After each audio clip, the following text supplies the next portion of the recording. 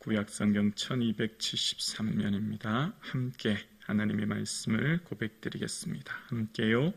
보라, 그날 곧 내가 유다와 예루살렘 가운데에서 사로잡힌 자를 돌아오게 할 그때에 내가 만국을 모아 데리고 여호사밧 골짜기에 내려가서 내 백성 곧 내 기업인 이스라엘을 위하여 거기에서 그들을 심문하리니 이는 그들이 이스라엘을 나라들 가운데 흩어버리고 나의 땅을 나누었음이며 또 제비 뽑아 내 백성을 끌고 가서 소년을 기생과 바꾸며 소녀를 술과 바꾸어 마셨음이니라. 두로와 시돈과 블레셋 사방아, 너희가 나와 무슨 상관이 있느냐? 너희가 내게 보복하겠느냐? 만일 내게 보복하면 너희가 보복하는 것을 내가 신속히 너희 머리에 돌리리니 곧 너희가 내 은과 금을 빼앗고 나의 진귀한 보물을 너희 신전으로 가져갔으며 또 유다 자손과 예루살렘 자손을 헬라 족속에게 팔아서 그들의 영토에서 멀리 떠나게 하였음이라. 보라, 내가 그들을 너희에게 팔아 이르게 한 곳에 일으켜 나오게 하고 너희가 행한 것을 너희 머리에 돌려서 너희 자손을 유다 자손의 손에 팔리니 그들은 다시 먼 나라 스바 사람에게 팔리라. 여호와께서 말씀하셨느니라. 너희 모든 민족에게 이렇게 널리 선포할지어다. 너희는 전쟁을 준비하고 용사를 격려하고 병사로 다 가까이 나와서 올라오게 할지어다. 너희는 보습을 쳐서 칼을 만들지어다.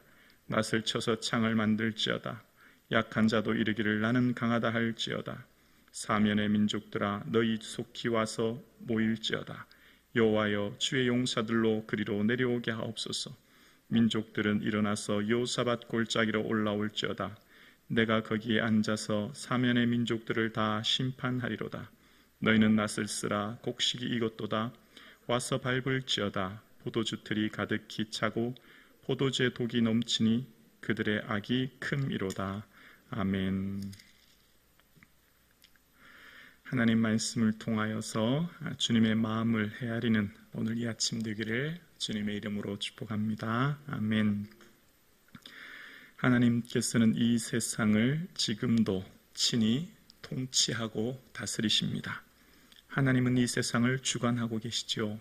그리고 그 하나님께서는 하나님의 마지막 때에 의인과 악인, 하나님의 백성과 이방 나라들을 반드시 심판하는 때가 있습니다. 그 때가 지금 점점 가까이 다가오고 있습니다. 하나님은 행한 대로 갚으시는 분입니다. 의인에게는 영광이, 악인에게는 심판이 지금 다가오고 있죠. 요엘서는 1장에 메뚜기 재앙과 가뭄 재앙, 그리고 2장에 그 메뚜기 재앙으로 인하여 임할 유다의 임박한 여호와의 날을 이야기했고, 그 2장 후반부에 하나님께서는 자기 백성들을 지극히 사랑하셔서 그리고 불쌍히 여기셔서 그들에게 내 영을 만민에게 부어주시라 말씀하셨습니다. 그 놀라우신 은혜의 말씀 이후에 오늘 3장은 이스라엘의 회복과 이방 나라들에 대한 심판을 말씀하고 계십니다. 이스라엘을 향했던 여호와의 날이 무섭고 두려웠던 그 날이 이제 이방을 향한 심판으로 말씀하고 계신 거예요. 포로로 끌려갔던 이스라엘은 이제 하나님께서 돌아오게 하시고 회복시키십니다. 그러나 이스라엘을 학대했던 이방 나라들에게는 끔찍한 심판이 있음을 말씀하고 계신 거죠. 그러니까 요엘서 3장은 하나님의 회복과, 그러니까 이스라엘에 대한 하나님의 회복과 이방 나라들에 대한 심판의 내용이 기록된 거예요. 요엘서 3장은 마치 법관이 피고인 이방을 불러서 재판하는 모습이 보입니다. 마치 재판하는 듯한 것으로 오늘 본문은 묘사하고 있는 거예요.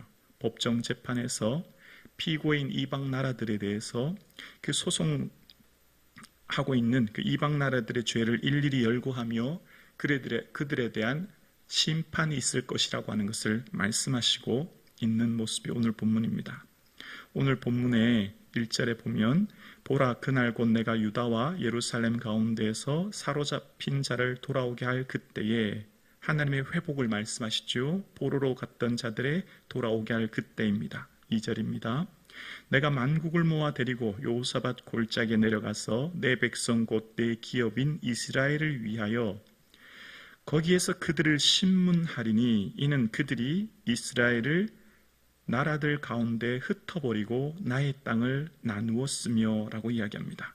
자, 오늘 먼저 이 재판하는 듯한 모습에서 하나님은 이스라엘에 대한 회복을 말씀하신 이후에 재판받는 당사자인 피고인 이방 나라들에 대해서 말씀하시는데요. 그때 말씀하실 때 이스라엘을 향해서 내 백성, 내 기업이라고 치니 이스라엘을 나의 백성이라고 말씀하세요. 그리고 난 후에 이제 그들로 표현되는 이방 나라들을 말합니다. 그들은 신문, 즉 재판하여 선고할 것이다 라고 말씀하시는 거예요. 왜냐하면 2절 후반부에 왜 그들이 심판받는지 그 이유에 대해서 말씀하시기를 이는 그들이, 즉 이방 나라들이 이스라엘 나라들 가운데 흩어버리고 나의 땅을 나누었다는 겁니다. 이스라엘을 포로로 끌러가서 온 나라에 흩어버린 그 죄에 대해서 신문하게 될 것이다 라고 얘기하는 거예요.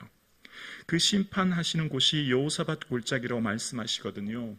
여호사밧은 여호와께서 심판하신다 라고 하는 뜻입니다. 이스라엘을 괴롭힌 나라들은 여호사밧 골짜기에서 신문을 받을 것임을 선포하고 계신 거예요. 이것은 특정한 지명이라기보다는 여호사밧 골짜기는 하나님이 심판하신다는 상징적인 이름인 거죠. 그렇게 심판하신다고 말씀하신 하나님께서는 그들의 죄에 대해서 더 자세히 왜 그들이 이렇게 심판받느냐라고 하면서 죄에 대한 내용을 열거하기 시작합니다. 2절 후반부에 이는 그들이 이스라엘 나라들 가운데 흩어버리고 나의 땅을 나누었다 말씀하시고 이어서 3절에 말씀하십니다. 또 제비 뽑아 내 백성을 끌고 가서 소년을 기생과 바꾸며 소녀를 술과 바꾸어 마셨음이니라. 이방 나라들에 대한 죄목을 하나하나 열거하시는데요. 그들은 하나님의 소유된 백성, 하나님이 친히 사랑하시고 아끼는 그 백성을 어떻게 대우했는지에 대해서 열거하시는 겁니다. 하나님이 사랑하는 내 백성을 끌고 가서 소년을 기생과 바꾸고 소녀를 술과 바꾸어 마셨는 죄에 대해서 말씀하고 계신 거예요. 하나님이 너무나 아끼고 사랑하는 그 백성을 끔찍한 일로 팔아버리고 고통스럽게 했던 것에 대해서 지목하고 계신 거죠. 그러면서 그러니까 이방 나라들에 대해서 대표적으로 구체적으로 열거하는 나라가 세 나라인데요. 4절에 보면 보응하시는 하나님이 세 나라를 열거합니다. 바로 두로와 시돈과 블레셋 사방아라고 말씀하시는 거예요. 대표적인 그들, 이스라엘 가까이 있으면서 이스라엘을 괴롭게 하고 이스라엘에 대해서 공격하여 이스라엘이 약할 때 공격하여 고통스럽게 했던 그들에 대해서 말씀하시면서 하나님은 어떤 분이냐라고 하시면서 하나님은 어떤 분인지에 대해서 4절 후반부에 너희가 내게 보복하겠느냐? 만일 내가 보복하면 너희가 보복하는 것을 내가 신속히 너희 머리에 돌리리니 라고 말씀하세요. 하나님은 보응하시는 분입니다. 행한 대로 갚으시는 분이라는 거예요. 이방 나라들이 이스라엘을 고통스럽게 했던 그 모든 것 기억하고 계시고 대표적인 두로와 시돈, 블레셋에 대한 심판을 말씀하고 계신 겁니다. 그러면서 그 나라들이 이스라엘을 어떻게 괴롭게 하였고 그 이스라엘 예루살렘을 어떻게 짓밟아 고통스럽게 했는지 다시 열거하기 시작하십니다. 5절에 보면 곧 너희가 내 은과 금을 빼앗고 나의 진귀한 보물을 너희 신전으로 가져갔으며 라고 말씀하세요. 이스라엘을 공격하여 이스라엘 가운데 있는 은과 금, 하나님의 성전에 있는 모든 것들을 빼앗아 갔다라고 지적하기 시작하십니다. 그리고 그들을 향해서 하나님께서는 또한 이스라엘에게 했던 그대로 보응하신다는 거예요. 6절에 보면 유다 자손과 예루살렘 자손을 헬라 족속에게 팔아서 그들의 영토에서 멀리 떠나게 하였음이니라 라고 말씀하세요. 그러니까 유다와 예루살렘을 헬라인 그리스 이방 나라에 멀리 떠나게 했던 것처럼 이제 보응하시는 하나님이 어떻게 하시냐면 7절과 8절에 구체적으로 말씀하시기를 보라 내가 여기서 그들은 이방 나라들입니다. 그들을 너희가 팔아 이르게 한 곳에서 일으켜 나오게 하고 너희가 행한 것을 너희 머리에 돌려서 8절이요 너희 자손을 유다 자손의 손에 팔리리니 그들은 다시 먼 나라 스바 사람에게 팔리리라. 여호와께서 말씀하셨느니라.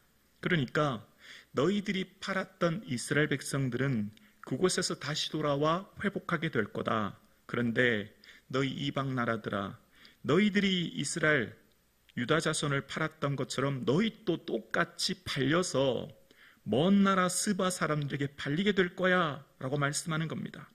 스바 사람들은 아랍 쪽으로 가는 무역로 쪽에 살고 있는 사람들인데 그 사람들이 오히려 반대편인 아라비아 반도 쪽으로 멀리 팔려갈 것이라고 말씀하시는 거예요. 그러니까 7절과 8절의 내용은 이런 말씀인 거죠. 이방 나라들아, 너희가 내 사랑하는 백성을 괴롭게 했지.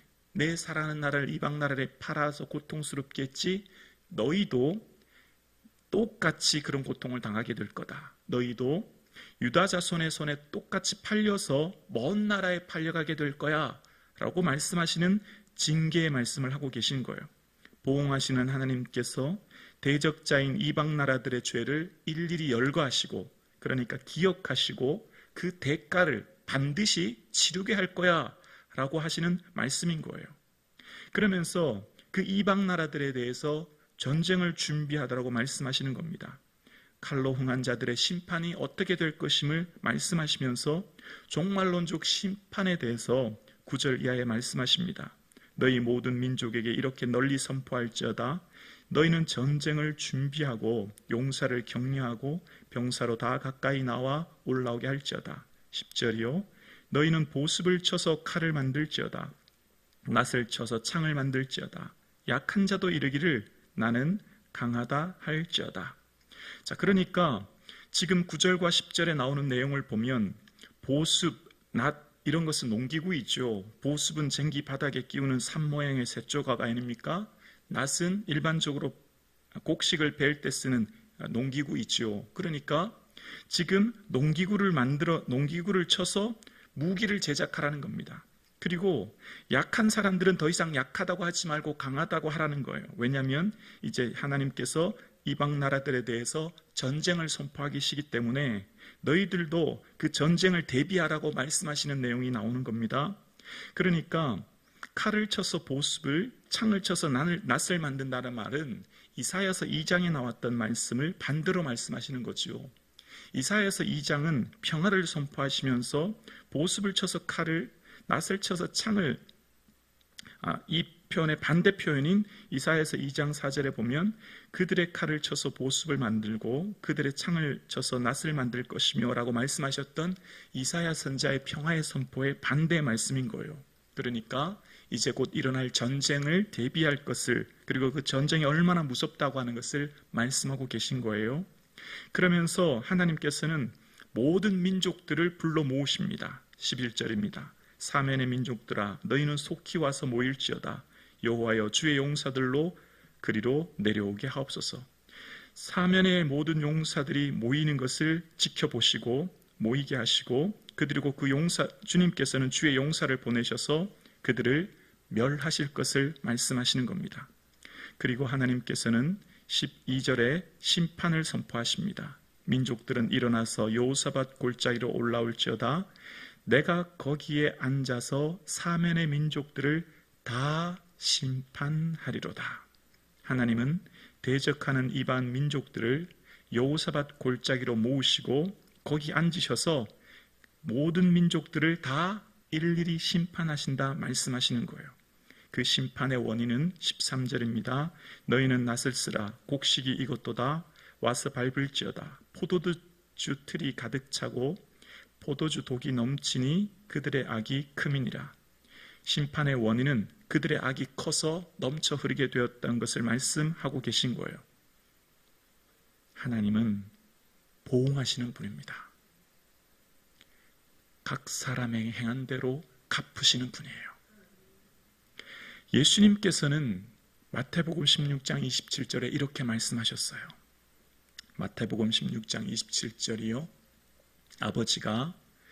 인자가 아버지의 영광으로 그들의 천사들과 함께 오리니 그때에 각 사람의 행한 대로 갚으리라. 아멘. 베드로가 신앙 고백을 하고 나니까 예수님께서 얘들아, 나는 대제사장들에게 고난받고 죽임당한 후에 3일 뒤에는 살아날 거야. 그랬더니 베드로가 황변하면서 주님 그렇게 하지 마십시오. 결코 주에게 그런 일이 미치지 않을 것입니다. 라고 했더니 예수님께서 베드로와 제자들에게 말씀하시죠.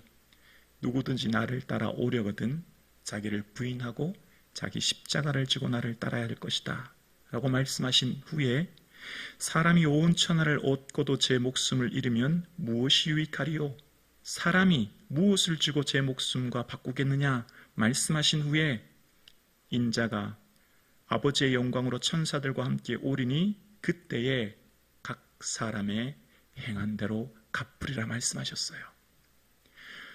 주님을 따라가는 길이, 십자가 지는 길이 힘들고 어렵고 이 길이 우리를 무겁고 힘든 어려운 길로 인도하지만 이것이 생명의 길이요, 이 길을 걸어가는 자는 반드시 그 행한 대로 갚으시는 하나님의 은혜를 기억하라는 거죠.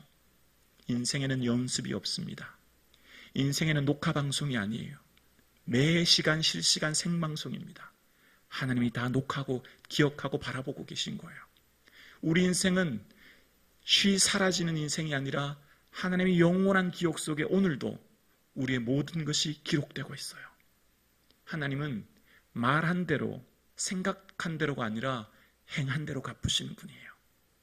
우리의 행한 모든 순간을 갚으시고 보응하시는 하나님이에요.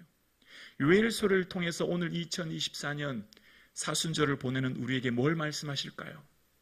너희 인생은 내가 다 기억하고 있다, 바라보고 있다. 너희 짧디 짧은 그 인생 영원한 영광 바라보며 그날을 대비하며 살아야 된다. 너희 인생 가운데 썩고 쇠하고 사라질 이 땅의 영광 바라보며 이 땅에 소망 두며 살 인생이 아니라 너희는 내 백성이요 내 택한 자이니 영원한 영광 하나님 나라 소망하며 그 나라를 바라보아라. 너희들의 수고, 그 헌신, 나를 향한 그 무명의 곧 십자가의 길 걱정하지 마라. 내가 다 기억한다. 사람들의 인정과 박수, 사람들의 수많은 평가를 받지 못할지라도 걱정하지 마라. 너희는 내가 다 바라보고 기억하고 계신다 말씀하고 계신 거예요. 여러분, 우리의 삶이 때로 외롭고 고독하고 힘들 때도 있고 우리가 주를 위해 걸어가는 길이 때로는 지칠 때도 있고 이 길이 힘들 때도 있지만 주님이 우리를 바라보고 계시고 요엘서 2장에 말씀하셨던 것처럼 말세에 내가 내 영을 만민에게 부어주리라 말씀하셨던 성령님이 오늘 우리와 함께하고 계십니다. 이 자리에. 그리고 우리의 내주하고 계신 성령께서 우리를 붙들고 계신 줄로 믿습니다. 그 성령님께서 말씀하시는 거예요. 걱정하지 마라. 너희들의 삶과 인생은 내가 붙들고 있다. 너희들은 연약한 자 같고 무명한 자 같고 아무것도 없는 자 같으나 아니야. 너희는 유명한 자요 모든 것을 가진 자요 이 세상 모든 것 어떤 보다 존귀한 자라고 말씀하고 계신 거예요. 우리는 주님 앞에 설 날이 곧 다가옵니다. 하루는 긴 것 같지만 1년은 쉬이 지나가는 것처럼 우리 인생은 그리 길지 않습니다. 얼마 남지 않았습니다. 주님 그 나라를 바라보시고 오늘 이 하루도 매 순간순간마다 예수님 바라보시고 예수님 생각하시고 예수님 의지하시고 예수님의 기쁨, 예수님의 자랑, 예수님의 노래되는 이 하루 되기를 주의 이름으로 축원합니다.